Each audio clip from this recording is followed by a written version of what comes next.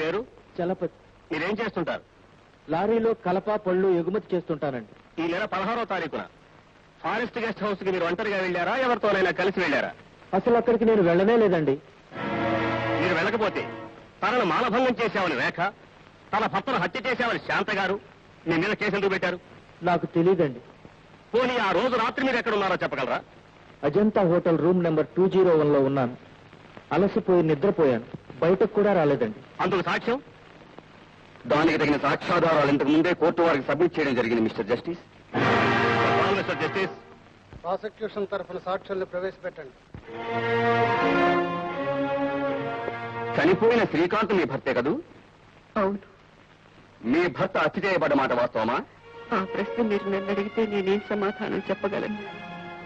నేల పాలైన నా పసుపు కుంకాలను అడిగితే మీకు సమాధానం దొరుకుతుంది. మీ భర్తను చలపతే హత్య చేశాడా? లేదు, చలపతితో కలిసి మరో వ్యక్తి వచ్చాడు.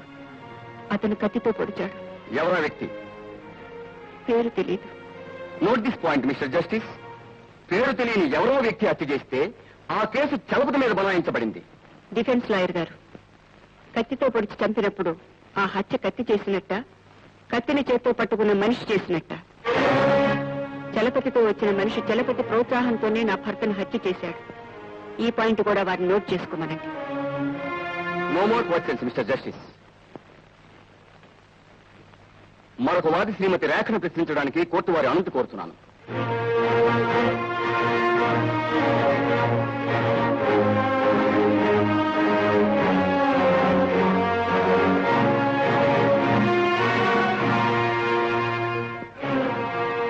ముద్దాయి చలపతిని మీరు ఎన్నాళ్ళుగా ఎరుగుదురు?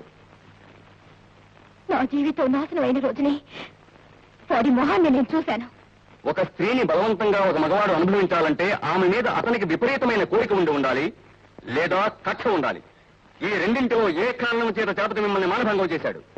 తను చేసిన స్మగ్లింగ్ విషయం నా భర్త బయట పెట్టాడన్న పగతో నన్ను నాశనం చేశాడు. ఎక్కడ పట్టుకున్నాడు మిమ్మల్ని? చెప్పండి. మానభంగం చేశాడని కేసు పెట్టినప్పుడు లేని సిక్కు ఇప్పుడెందుకు? మీరు న్యాయశాస్త్రం చదివారా?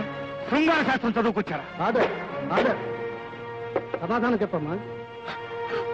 చేయి పట్టుకుని బలవంతంగా ఎచ్చిపోయాడు. అప్పుడు మీరు కేకలు పెట్టారా?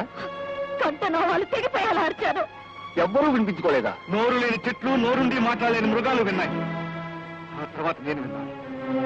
మీ భర్త వచ్చేలోపు చలపతి మిమ్మల్ని ఏం చేశాడు? యాకచించాడా? బుగ్గగిలాడా?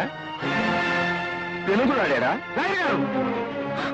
తన బిడ్డకు పాలిస్తూ కూడా ఎవరైనా చూస్తారేమో చీరచెంగు అడ్డం పెట్టుకుని ఆడది మానభంగం ఎలా జరిగిందంటే ఏం చెప్పగలరు? చెప్పలేనప్పుడు కోర్టుగా ఉండడం ఎందుకు?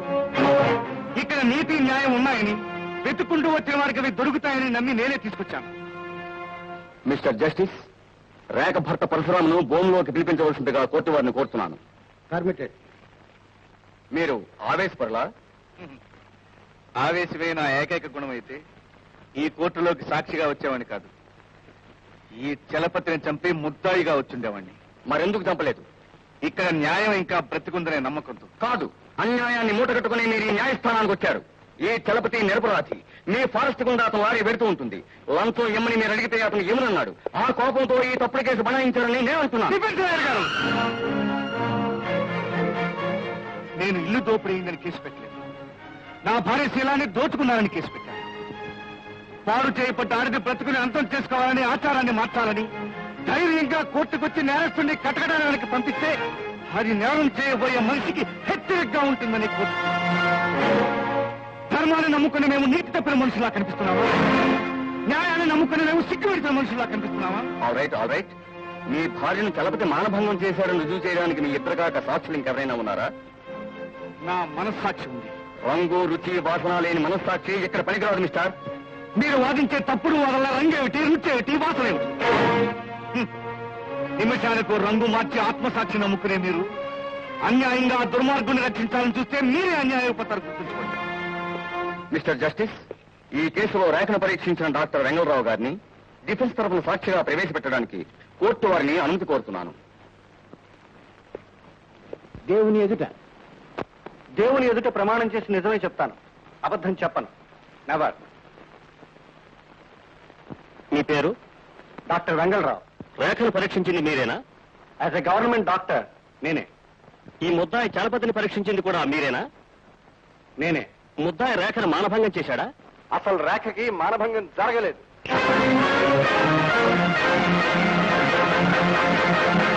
ఇంకా విచిత్రమైన విషయం చెప్పకుండా శ్రీమతి రేఖ శ్రీకాంత్ కన్య కుమారి, షీఈ్ జస్ట్ ఎ వర్జిన్. డబ్బు గమ్ముడు పోయి కట్టుకొని వెళ్తారా? మీ అందరూ కలిసి న్యాయాన్ని పట్టు పెట్టాలని, ధర్మాన్ని పని పెట్టాలని చూస్తారా? మీ అందరినీ నరికి పోయి పెట్టి చేస్తారా? ఎంత ఆవేశపడాలి?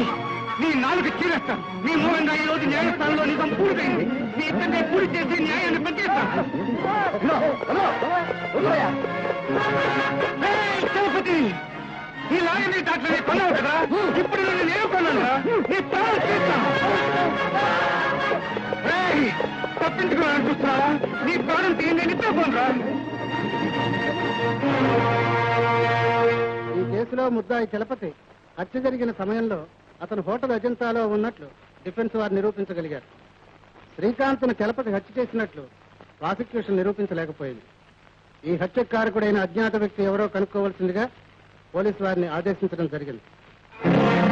రేఖ మానభంగం జరగలేదన్న డాక్టర్ వెంగళరావు వాంగ్మూలాన్ని ఆధారంగా చేసుకుని ముద్దాయి చలపతిని నిర్దోషిగా విడుదల చేయడమైనది.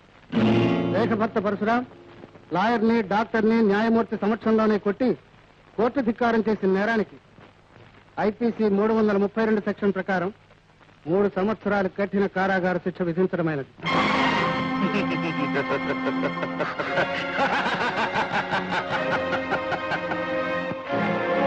ఆనాడు ధృతరాష్ట్రుడి కళ్ళ ముందు ద్రౌపది వస్త్రాపరణం జరిగితే కనపడలేదు పొమ్మన్నాడు.